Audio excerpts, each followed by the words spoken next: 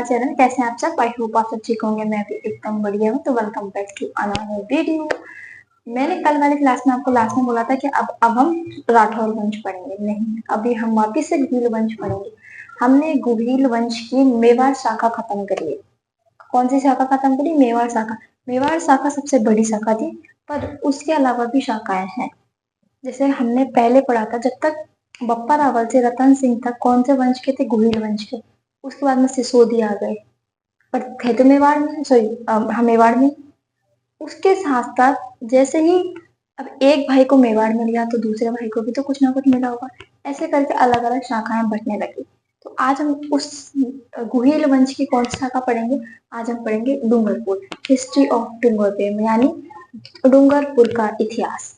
क्या पढ़ेंगे हम? डूंगरपुर का इतिहास। एक वीडियो में पूरा खत्म हो जाएगा। स्टार्ट करते हैं हम बिना टाइम वेस्ट करे। तो सबसे पहले तो पॉइंट क्या है?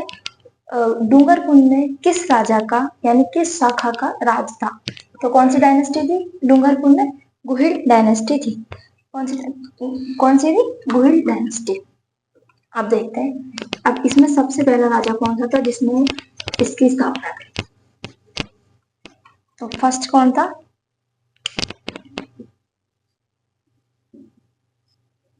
समंत सिंह।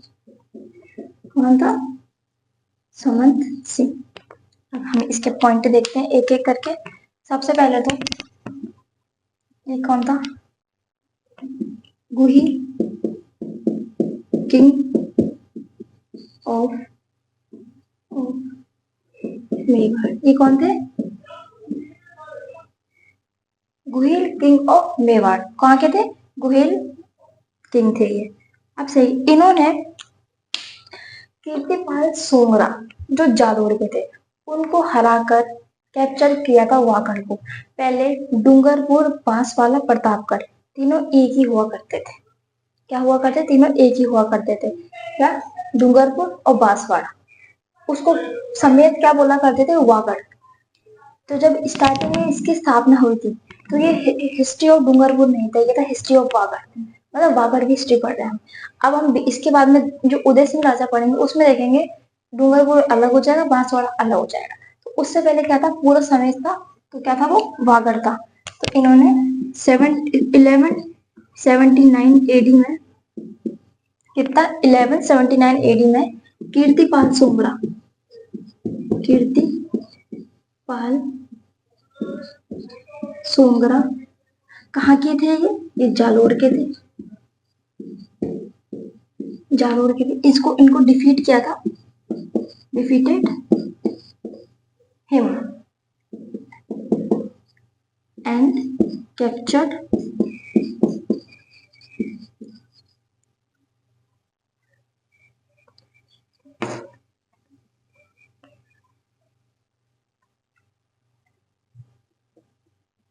वो चले गए थे। कहाँ पे चले गए थे? And he move to Vagad. कहाँ चले गए थे? He move to Vagad, Vagad चले गए थे। इसके बाद में इन्होंने ही डिफीटेड परमार। वागड़ में किसका राज था? परमारों का राज था। परमारों को हराने के बाद इन्होंने कैप्चर किया था, क्या कैप्चर किया था? ये सॉरी, इसमें मेरे से लाइन मिस्टेक हो गई। कीर्तिपाल सोमरा जालोर के थे, इनको भी इन्होंने हराया था। हराने के बाद ये भी कहाँ चले गए थे? वागड़ चले गए थे। वागड़ में ये परमाणु के शरण में आ गए थे।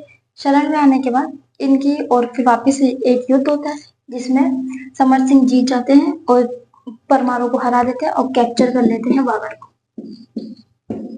कैप्चर वागड़, क्या कर लेते हैं? वागड़ कर लेते हैं कैप्चर को। अब जब इनने स्थापना करी थी तो इन्होंने वागड़ को अपनी राजधानी नहीं बनाया था।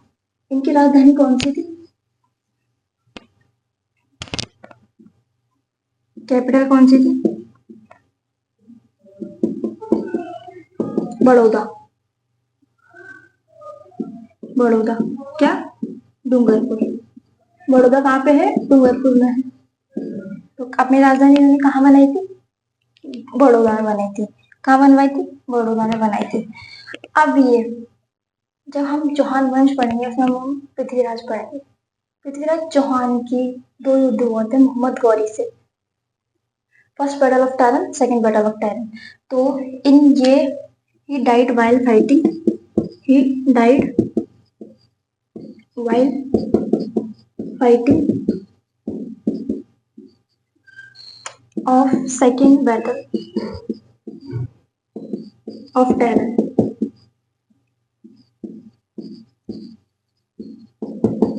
ये टैराइन के दूसरे युद्ध में लड़ते लड़ते वीर गति को प्राप्त हो गए थे। कहाँ पे वीर गति को प्राप्त हो गए थे? कौन से ये बैटल लड़ रहे थे? टैराइन का दूसरा युद्ध यानी सेकंड बैटल ऑफ टैरन, उसमें ये शहीद हो जाते हैं, ये वीर गति को प्राप्त हो जाते हैं। कौन? समर्थ सिंह। तो समर्थ सिंह में हमने क्या क्या देखा?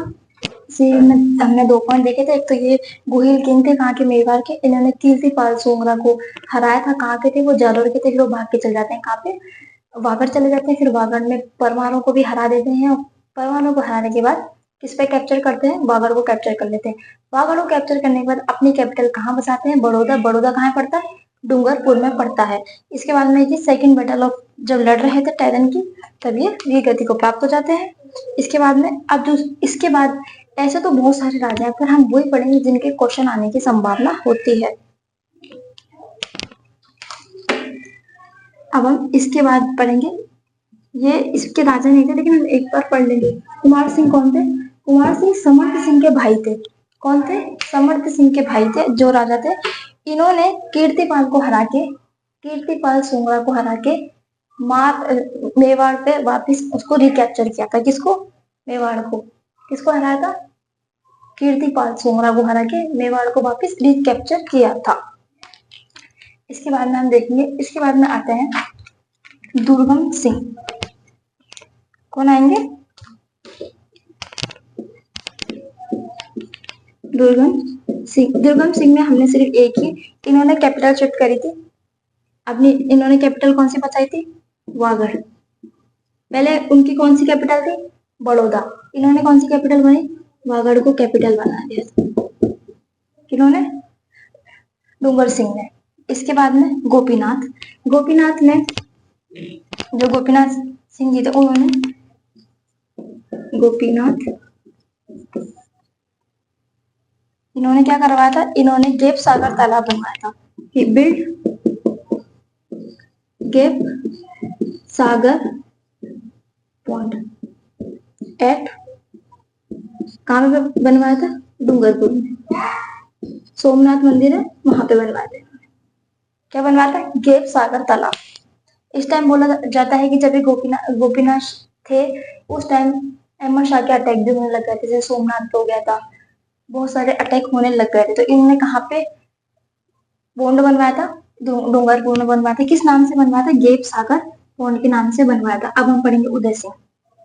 ये महाराणा प्रताप वाले पापा उदय सिंह नहीं है, ये दूसरे हैं।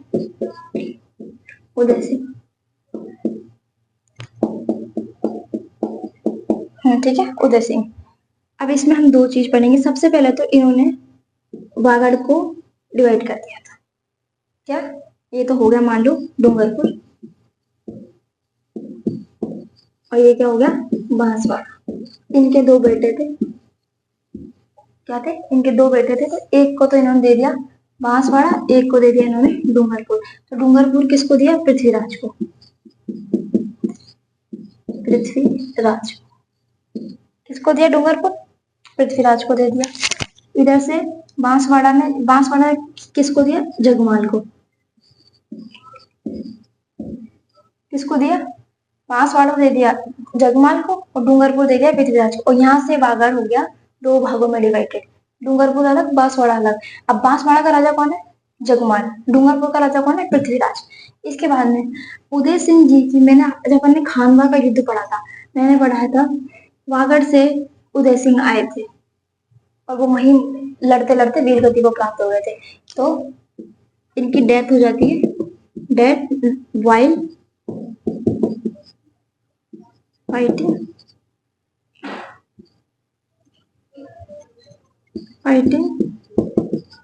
Battle of Khanwa. किसके? खानवा के युद्ध में ये वीर गति को प्राप्त हो जाते हैं। अब जब डूंगरपुर और बांसवाड़ा अलग अलग किया जाता है तो उसका कुछ ना कुछ तो पहचान होनी चाहिए ना। तो ये बीच में ना माही रिवर है, माही रिवर, माही रिवर है। तो इधर तो हो गया डूंगरपुर और इधर हो गया बांसवाड़ा। तो उन दोनों की बाउंड्री क्या मानी जाती है? माही रिवर को बाउंड्री मानी जाती है। किसकी? डूंगरपुर और बांसवाड़ा की। किसको? डूंगरपुर और बांसवाड़ा की जो मतलब बाउंड्री मानी जाएगी वो किसको मानी जाएगी? माही रिवर को। इसके बाद में जो अगला राजा पड़ता है वो है आस्करण। आस्करण कौन नाम से याद आ रहा होगा कुछ? ये Prithviraj sorry sorry sorry Maharana Pratap के कंटेम्पररी थे। क्या थे? महाराणा प्रताप के कंट ये रेम्बरी थे। इसके बाद में इन्होंने शेल्टर दी थी, इन्होंने शेल्टर दी थी। किसको शेल्टर दी थी? चंद्रसेन, चंद्रसेन ऑफ मारवाड़। मारवाड़ के चंद्रसेन को इन्होंने शरण दी थी। किसके अगेंस्ट था ये चंद्रसेन? मतलब ये किसके अगेंस्ट दिया था इन्होंने? अगेंस्ट अकबर। किसके अगेंस्ट दिया था? अकबर के अगेंस्ट। किसको शरण दे दी थी? चंद्रसेन को इन्होंने शरण दे दी थी। इसके बाद में जब इसने शरण दी तो अकबर ने अटैक कर दिया डूंगरपुर पे। डूंगरपुर पे अटैक करने के बाद आस्करण ने इनसे संधि कर ली। 1577 AD Akbar attack on Dungarpur. Dungarpur, ठीक है। कहाँ पे अटैक कर देता? डूंगरपुर पे अटैक कर देता है। एंड आस्करण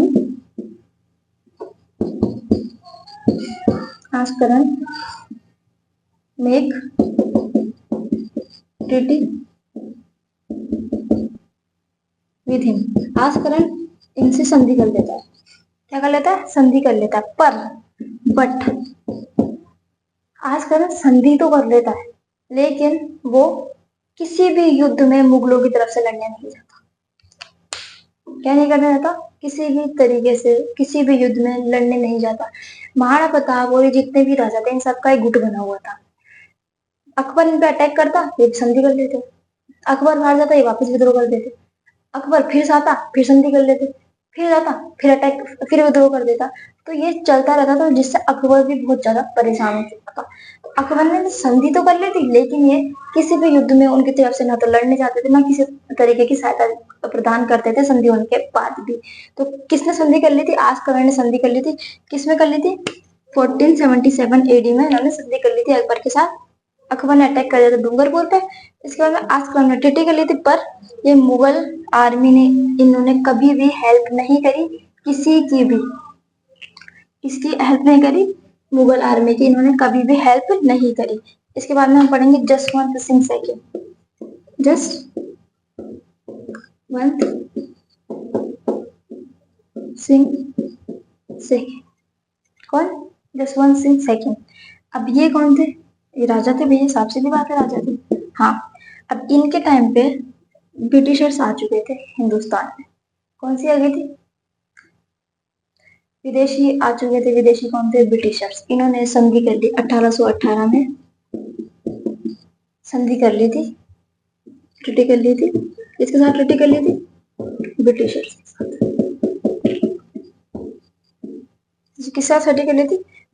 इन्होंने ब्रिटिशर्स के साथ संधि कर ली थी। पर ब्रिटिशर्स और जसवंत सिंह के बीच में बनती नहीं थी। तो जो ब्रिटिशर्स थे उन्होंने इनको डिपोस्ट कर दिया, मतलब इनको राजा के पद से हटा दिया। और उसके बाद में deposed him and he move to Vrindavan. इनको वहां से अपने जो राजा का पद था उससे हटा दिया, फिर किसी और को राजा बना दिया। और ये कहाँ चले जाते हैं? ये वृंदावन चले जाते हैं। कहाँ चले जाते हैं? वृंदावन चले जाते हैं। तो हमने जसवंत सिंह में दो क्या देखा? एक तो इन्होंने 1818 में ट्रीटी कर ली थी। किसके साथ कर ली थी? ब्रिटिशर्स के साथ कर ली थी। फिर ब्रिटिशर इनको डिपोस्ट कर देते हैं, मतलब जो राजा के पद से हटा देते हैं। उसके बाद में ये कहाँ चले जाते हैं? ये चले जाते हैं वृंदावन।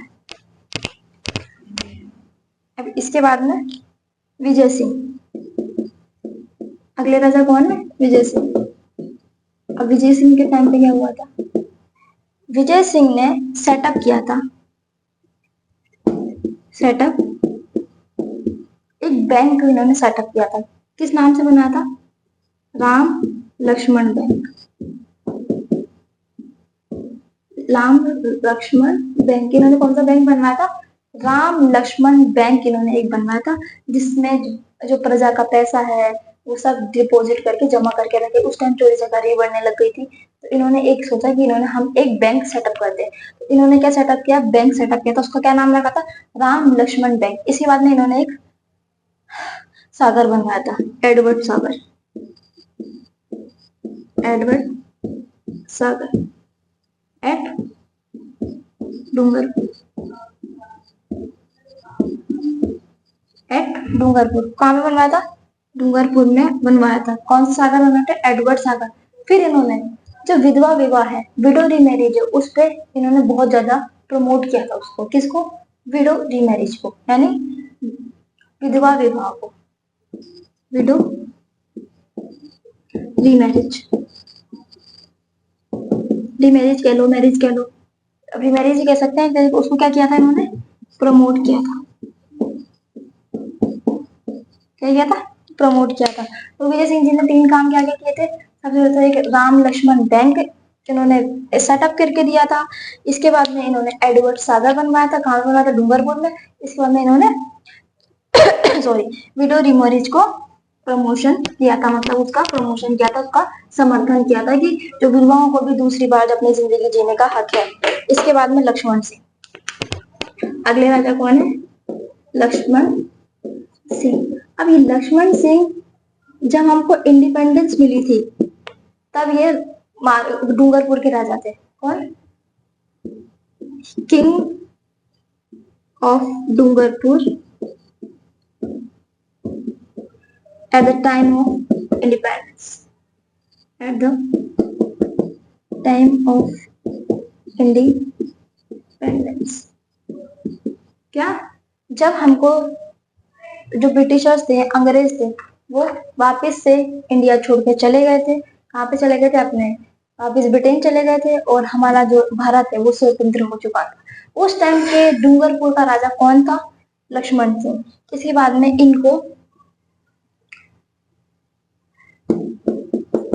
इनको अपॉइंट किया गया था।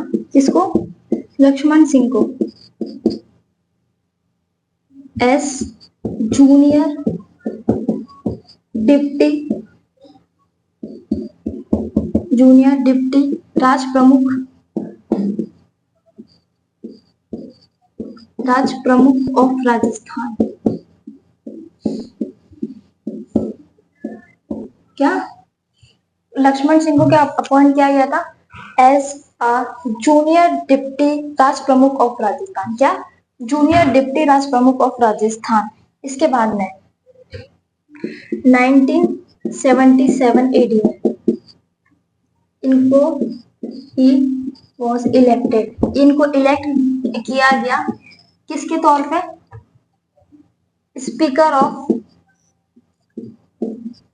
Speaker of Rajasthan Vidhan Sabha.